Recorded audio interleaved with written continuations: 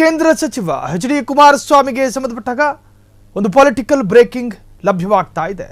H D Kumaraswamy, ಕೇಂದ್ರ ಸಚಿವ H D Kumaraswamy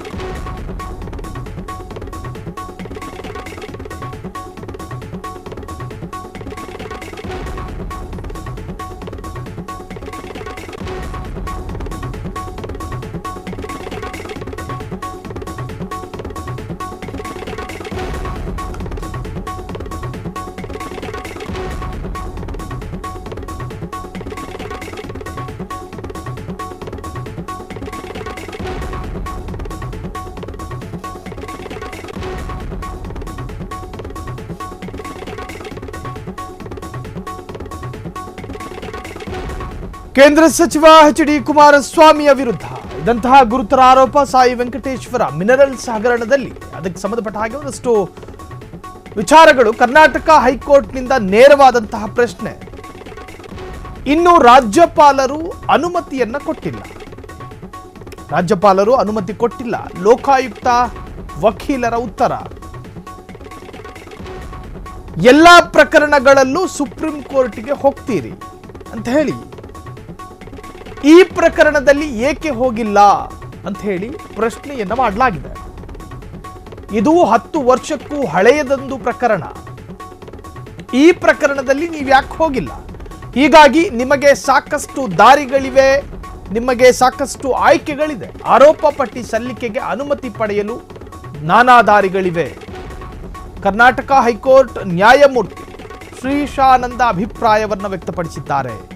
Kumaraswamy ವಿರುದ್ಧದ ಗಣಿಗುತ್ತಿಗೆ ಪ್ರಕರಣದಲ್ಲಿ ಈ ಅಭಿಪ್ರಾಯವನ್ನ ವ್ಯಕ್ತಪಡಿಸಿರುವಂತಹದ್ದು. ಕುಮಾರಸ್ವಾಮಿಯ ವಿರುದ್ಧ ಇನ್ನೂ ಏಕೆ ಆರೋಪ ಪಟ್ಟಿ ಸಲ್ಲಿಕೆಯಾಗಿಲ್ಲ? ಇದು ಕೇಂದ್ರ ಸಚಿವ ಮಾಜಿ ಮುಖ್ಯಮಂತ್ರಿ ಎಚ್ ಡಿ ಕುಮಾರಸ್ವಾಮಿಯ ವಿರುದ್ಧ ಕೇಳಿ ಬಂದಿದ್ದಂತಹ ಸಾಯಿ ವೆಂಕಟೇಶ್ವರ ಮಿನರಲ್ಸ್ ಹಗರಣ. ಇದು 10 ವರ್ಷದ ಹಿಂದಿನ ಒಂದು ಆರೋಪಕ್ಕೆ ಸಂಬಂಧಪಟ್ಟ ಹಾಗೆ. ಇನ್ನು ರಾಜ್ಯಪಾಲರು ಕೂಡ ಅನುಮತಿಯನ್ನು ಕೊಟ್ಟಿಲ್ಲ. ಲೋಕಾಯುಕ್ತ ವಕೀಲರ ಉತ್ತರ. ಹಾಗಾದ್ರೆ ಈ ಸಾಯಿ ವೆಂಕಟೇಶ್ವರ ಮಿನರಲ್ಸ್ ಇದಕ್ಕೆ ಸಂಬಂಧಪಟ್ಟ ಹಾಗೆ ಒಂದಷ್ಟು ಬ್ರೇಕಿಂಗ್. ಗಣಿಗುತ್ತಿಗೆ ಪ್ರಕರಣದಲ್ಲಿ ತನಿಖಾಧಿಕಾರಿಗೆ ಬೆದರಿಕೆ ಹಾಕಿದ ಆರೋಪವೂ ಇತ್ತು. ಕುಮಾರಸ್ವಾಮಿ ವಿರುದ್ಧ ನಿರೀಕ್ಷಣಾ ಜಾಮೀನು ರದ್ದತಿ ಕೋರಿ ಸಲ್ಲಿಸಿದ್ದಂತಹ ಅರ್ಜಿ, ಲೋಕಾಯುಕ್ತ ಕೋರ್ಟ್ನಲ್ಲಿ ಅರ್ಜಿ ಸಲ್ಲಿಸಿರ್ತಕ್ಕಂತಹ ಲೋಕಾಯುಕ್ತ ಎಸ್ಐಟಿ ಅರ್ಜಿ ವಿರುದ್ಧ ಹೈಕೋರ್ಟ್ಗೆ ಕುಮಾರಸ್ವಾಮಿ ಅರ್ಜಿಯನ್ನ ಸಲ್ಲಿಸಿದ್ರು. ನಿರೀಕ್ಷಣಾ ಜಾಮೀನು ರದ್ದತಿಯ ಬಗ್ಗೆ ಲೋಕಾಯುಕ್ತ ನ್ಯಾಯಾಲಯದಿಂದಲೇ ತೀರ್ಮಾನ. ಇವತ್ತು ವಿಚಾರಣೆ ವೇಳೆ ಹೈಕೋರ್ಟ್ನಿಂದ ಅಭಿಪ್ರಾಯಗಳು ಪ್ರಕಟ ಆಗಿದೆ.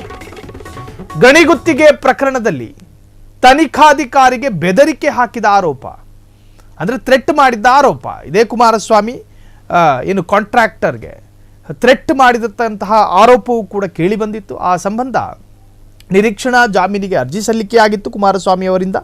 ಇದು 10 ವರ್ಷದ ಹಿಂದಿನ ಪ್ರಕರಣವಾದರೂ ಕೂಡ ಕಾನೂನು ಕಂಟಕ ಎದುರಾಗಬಹುದು ಅಂತೇಳಿ ಲೀಗಲ್ ಆಗಿ ನಿರೀಕ್ಷಣಾ ಜಾಮೀನಿಗೆ ಅರ್ಜಿ ಸಲ್ಲಿಕೆಯಾಗಿತ್ತು. ಲೋಕಾಯುಕ್ತ ಎಸ್ಐಟಿ ವಿರುದ್ಧ ಹೈಕೋರ್ಟಿಗೆ ಸಲ್ಲಿಕೆಯಾದಂಥ ಅರ್ಜಿ, ಅದರಲ್ಲಿ ನ್ಯಾಯಾಧೀಶರು ಅಭಿಪ್ರಾಯವನ್ನು ವ್ಯಕ್ತಪಡಿಸಿದ್ದಾರೆ.